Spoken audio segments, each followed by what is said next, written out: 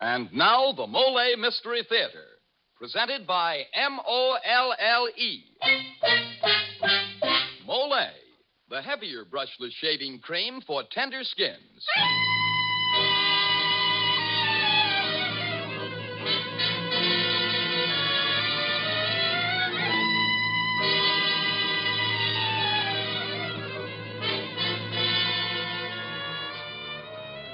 Good evening. This is Jeffrey Barnes, welcoming you to the program that presents the best in mystery and detective fiction. Tonight we bring you a story that is, in my opinion, the greatest modern mystery classic of them all. Emlyn Williams's famous play, Night Must Fall. Virginia Field, star of the hit Broadway play Doughgirls and just back from Hollywood where she completed the Paramount picture The Perfect Marriage, will play the part of Olivia Grayne, the young Englishwoman who is so hypnotized and fascinated by the strange, half-mad Danny. Danny will be played by a fine young actor just returned from Army service, Ian Martin. So here it is, Night Must Fall, starring Virginia Field as Olivia and Ian Martin as Danny. Well, gee, am I in the play too, Mr. Barnes? Oh, no, Dan, that's another Danny, a tough guy. Well, tough guys aren't always so tough. Why, do you know that lots of them are almost sissies when it comes to shaving? But not the man who shaves with Molle, the heavier brushless shaving cream. Because with Molle, it's smooth. So smooth. It's slick. So slick. It's a smooth, slick shave you get with Molle. Molle, the heavier brushless cream for tender skins. That's right. Molle is the shaving cream that's heavier. The cream that's perfect for a wiry, hard-to-cut beard or tender skin. Because Molle is heavier, it not only softens your whiskers, it stands them up straight while your razor whisks them off 1, 2, 3. So you shave faster, closer, easier, and you shave painlessly with Molle, the heavier brushless cream for tender skins. Molle. Now for tonight's Molle mystery, Night Must Fall.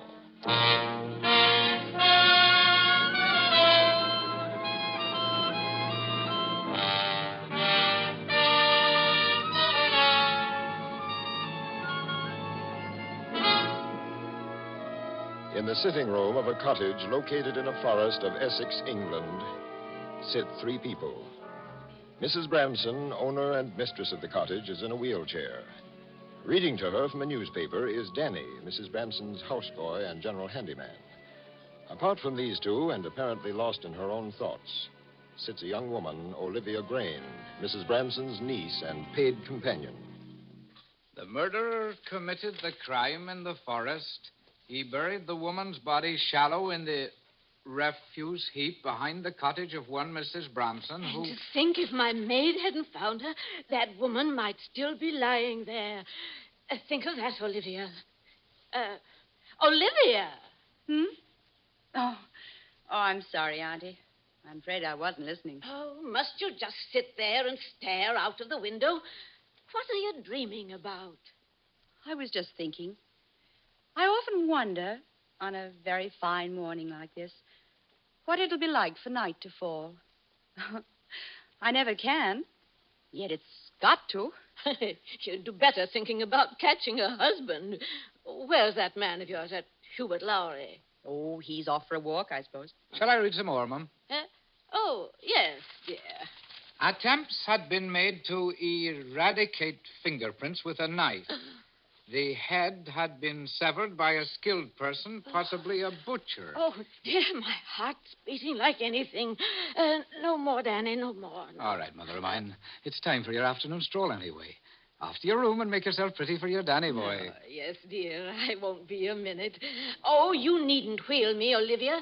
Heaven knows you nor anyone else gave me any attention until Danny came to the scene. Hurry back, Mother of mine. I'll have your pills and chocolates ready. What's so funny? I don't know. Rummy old lady.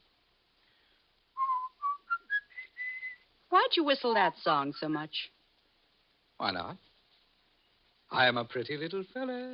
The papers say that on the day of the murder, an unidentified man was heard walking through the forests singing that song. You know, you wouldn't be bad looking without them glasses. Are you playing up to my aunt? Playing up. After her money, I mean. You stand a pretty poor chance there, you know. What do you bet? You never take that cigarette out of your mouth? Oh, you don't like me, do you? No. Everybody else does. You're very conceited, aren't you? Yes. And you're acting all the time, aren't you? Acting? Acting what? Look at the way I can look you in the eyes. I can stare you out. I have a theory. It's the criminals who can look you in the eyes. And the honest people who blush and look away. Oh? You are acting, aren't you? Yes. Yes, I am. You worked at that summer resort where the murdered woman lived, didn't you? Oh, yes, I used to take cigarettes and drinks to her. She was a very lively one. I got to go now. Mrs. Bramson will be waiting.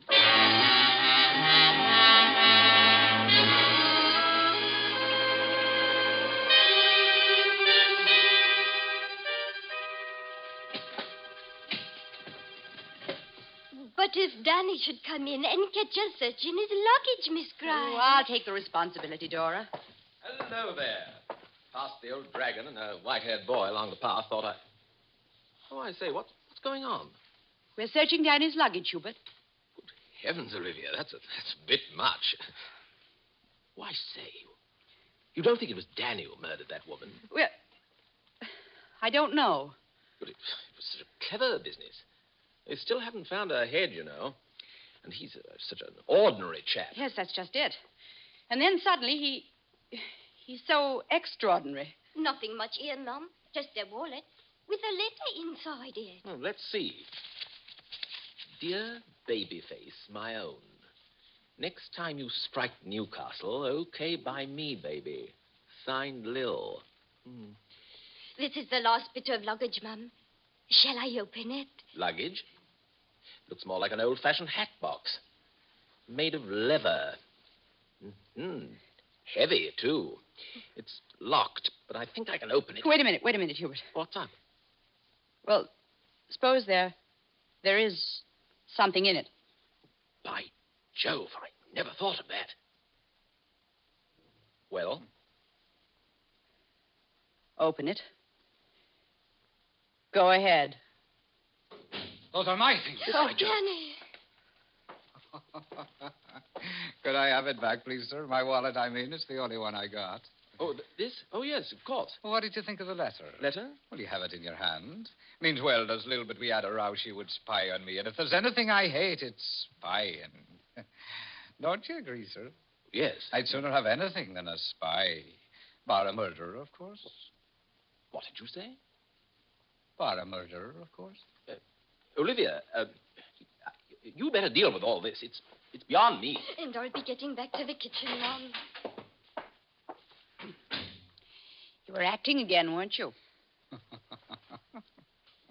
Is there something in that hat box? Yes. A hat, maybe? Did you do it? Did you do it?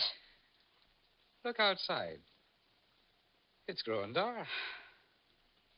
Soon we'll have dinner, and Dora will be off to church for evening meeting, and dear Mr. Lorry will be gone. And the dark will come down, blacker and blacker.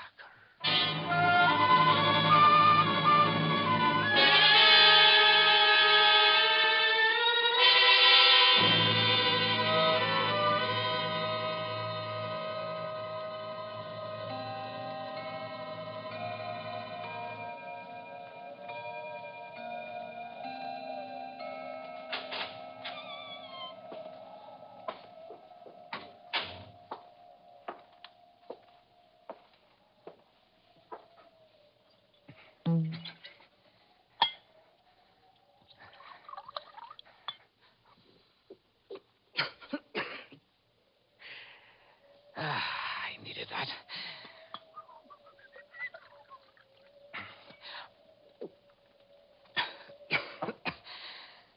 I thought you'd gone out. Oh, it's you? Well, you're the quiet one. I've been drinking and I feel fine. Have one? I prefer talking. Oh, talking's daft. Doing's the thing. You You live in your imagination, don't you? Yes, it's the only way to bear with the awful things you have to do. What awful things? I haven't had as much to drink as all that.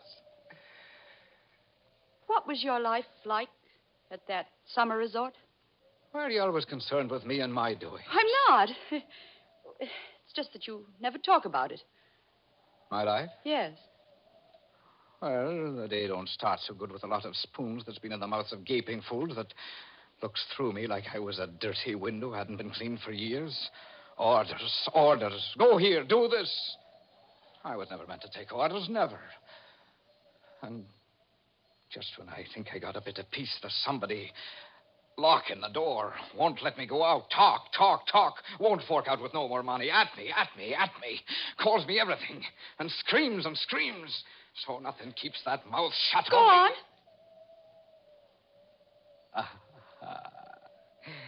I'm too fly for you. You'd like to know, wouldn't you? Why do you lie awake all night? I don't. I sleep. Oh, no, well. you don't. And I'll tell you why. Because there's one thing that keeps you awake. Be quiet. One thing you've pushed into the back of your mind, and you can't do any more about it, and you never will. No. And you know what it is? It's a little thing. A hat box. No. Only a hat box, but it's rather heavy. Stop it!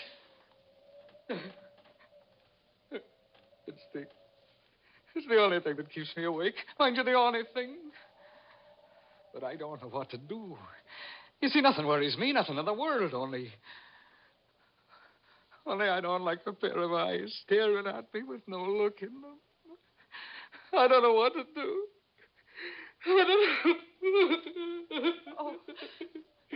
Oh, please. Please. Oh. Anybody home? It's that man from Scotland Yard who was here before. Inspector Belsize. All right.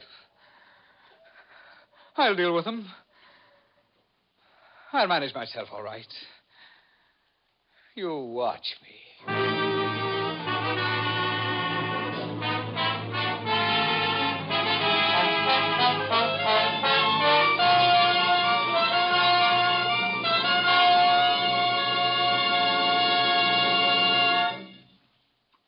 As the curtain falls on Act One of tonight's play, we've had one murder, and maybe Scotland Yard will solve it.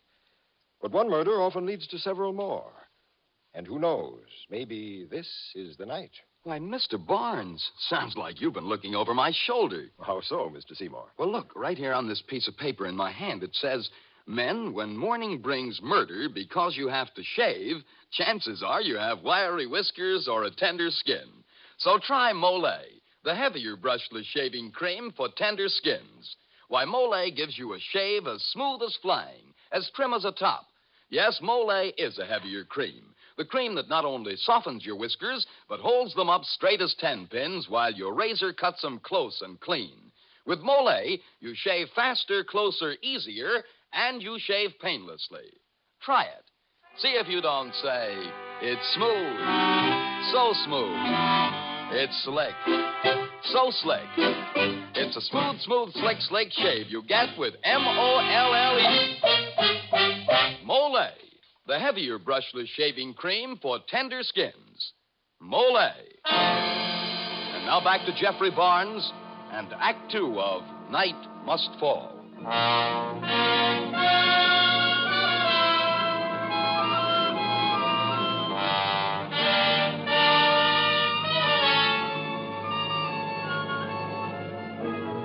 The dwellers of Mrs. Bramson's cottage have been thrilled and frightened by the finding of a dead woman near the cottage. In spite of the fact that the woman's head was missing, the police have identified her as a Mrs. Chalfont who lived in a nearby summer resort. Our play resumes as Inspector Belsize enters the cottage. Olivia excuses herself, leaving the shaken Danny to confront the inspector alone. Danny, why didn't you tell me you knew the deceased woman? Knew her? Well? Oh, sir, sir, it's been in my conscience ever since. So you did know her? Oh, no, sir, it wasn't like that. I avoided her ever after that day she stopped me, sir. Oh, the brazen way she went at me, sir. But now, do you know what, sir? It's a weight off my mind you wouldn't believe. It was the disgust like of nearly getting mixed up with her that's kept me awake nights. You're a bit of a milksop, aren't you? Am I, sir? Well, I'll be going. Oh, there's just one thing. Matter of form, you know. If you don't mind, I'll have a quick look through your luggage. No, you stay here. I'll get it myself. Yes, sir. Through that door there, sir. I'll find it. A pretty little fella. Everybody. You can't miss my room, sir. Found it all right. Oh, no. What did call me, buddy? Say, Why what did- have we here? This leather hat box seems to be locked. Have you got the key? What's the matter with you? It isn't mine. Not yours. No. Oh, whose is it then? I don't know. It isn't mine. Now look here. I'm sorry to have left you so abruptly, Inspector. Could I get you some tea? Oh, not now, Miss Green. Now, damn if this isn't yours. Why, Inspector, what are you doing with my hat box? Yours? But it was in Dan's... Oh, well, Dan's room used to be the storeroom. I'll take it now. Oh, yes, of course. Thank you. I'll put it in my wardrobe. It's got all my letters in it.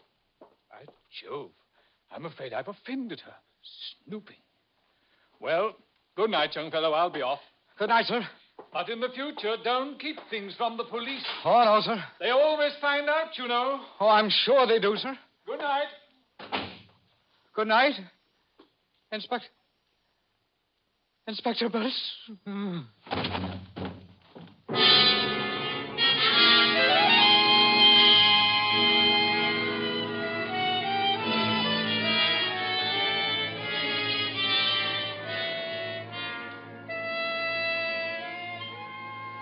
And I tell you, Mum, when I walked in from church and saw Danny lying on the floor, everything went topsy-wopsy. I can't understand it.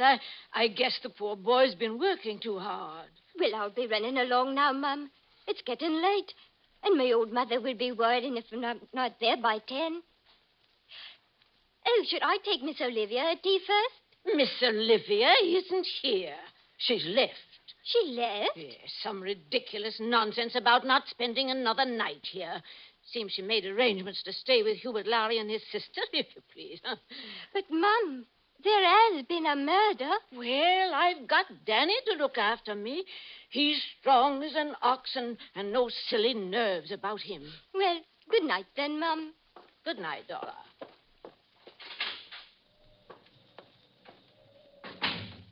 Danny? Danny! Come here. I want my chocolates. Danny! Oh, I have to get them myself. Oh, Lord, what's that? Danny! Danny! Oh, Danny, he's gone. They've all gone. They've left me. Oh, Lord. Oh, Lord, help a poor woman. I'm going to be murdered. I'm going to be murdered. Who's there? Who's there? All right, mother of mine. Oh. It's only me, Danny. Danny. Oh, I'll never forgive you, Danny. Never. Oh, my heart. No, it's all right. Oh, all alone I was. Just an old woman calling for help and no answer. Oh, the relief when I saw your face. I'll bet you wasn't half glad, eh? Oh, you're the only one that understands me, Danny. That's what you are. I want a chocolate now. Right you are. Now, shut your eyes. Open your mouth. Oh, Danny. You're the only one. You're a pet. My little chubby face. My baby face. My Danny. There. I want to be read to now. Wouldn't you like a cushion back of your head first? Oh, no. No, dear. I think you'll be more comfortable with a cushion. I'm a pretty little girl. Everybody knows. What a funny look on your face, dear. You look so kind, smiling like that. Oh. Well, Danny, what are you going to do with that cushion? You're lifting it up so... Dan! No!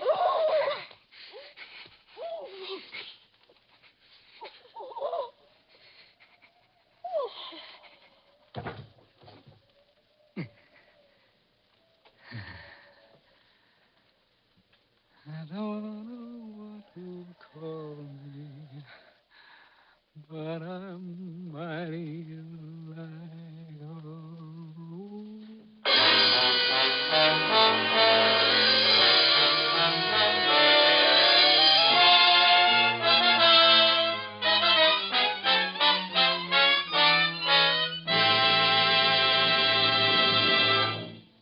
This is Jeffrey Barnes again.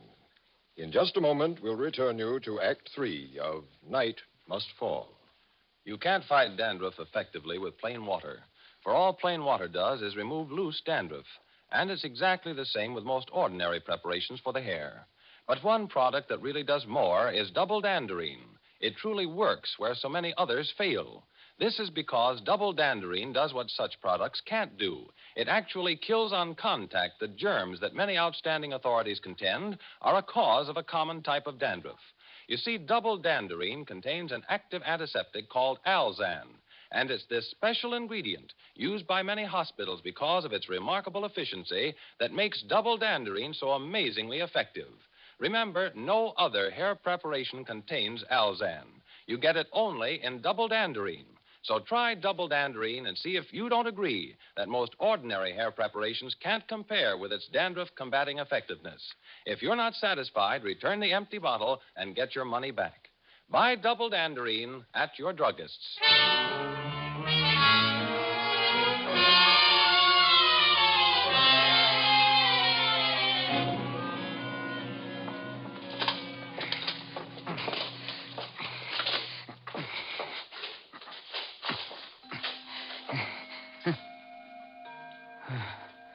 10:30.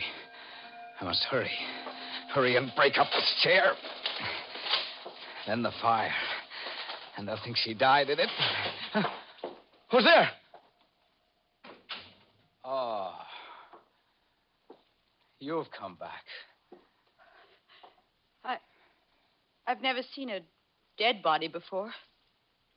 I nearly fell over it in the hallway. Like a sack of potatoes. I thought it was at first. I came back expecting... I don't know. And here I find you smoking a cigarette.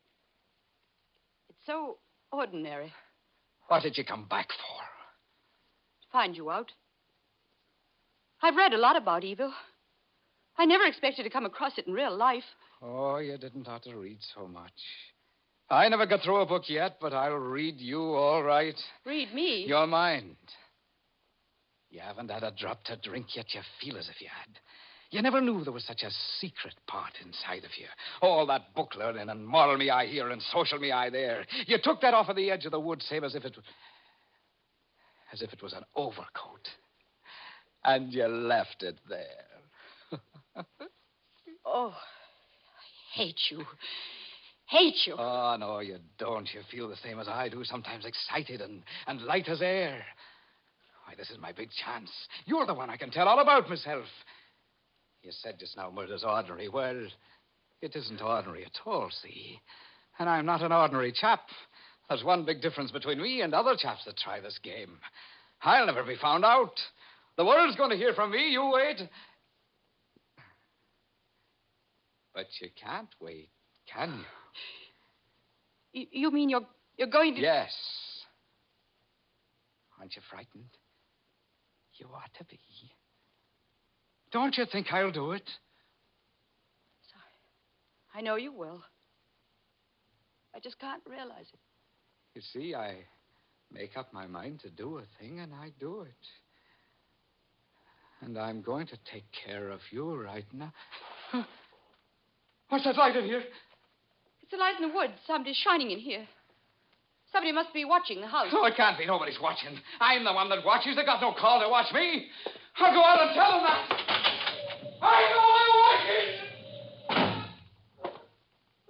What is it? Behind them trees. Hundreds back of each tree. Thousands of eyes. The whole world's on my track after me. The whole world's after me. Why, you've stopped acting at last. You're real for the first time. Frightened. Just like a child. Everything's slipping away from under my feet. Can't you feel it? Starting slow, then hundreds of miles an hour. I'm going backwards. And there's a wind in my ears, a terrible blowing wind. Everything's going past me like the telegraph poles. All the things I've seen faster and faster and backwards. Back to the day I was born. I can see it coming the day I was born.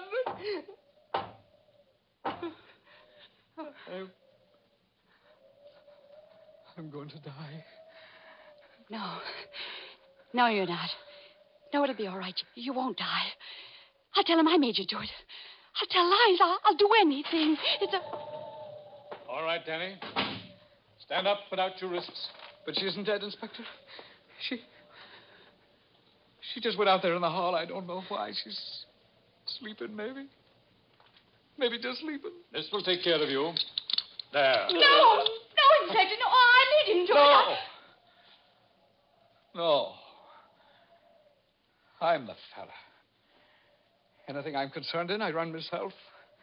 If there's going to be any putting me on a public platform to answer questions, I'll do it myself. I'll manage all right. I get you. Like a bit of limelight, eh? You're not going to believe what she said, are you, Inspector? No. Plenty of women who don't know any better get hysterical about a lad in your position. You'll find them queuing up all right when the time comes. Will they now? Come along. I have a motor waiting. You know, I'd like something now I never wanted before. A long walk all by myself. And just when I can't have it. That's contrary, isn't it? You, miss. Come here a minute now. Danny. Remember me. Remember me with this. There, my girl. Never say you've not been kissed. Well, I'm going to be hanged in the end. But they'll get their money's worth at the trial. You wait.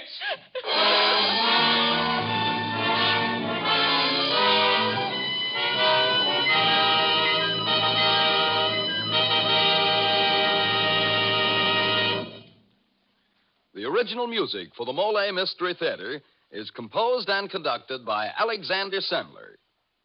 Night Must Fall was written by Emlyn Williams and adapted for radio by Don Agger. Virginia Field and Ian Martin were starred in tonight's program.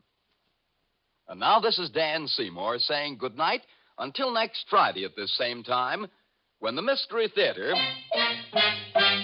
presents a rollicking mystery comedy, Follow That Cab.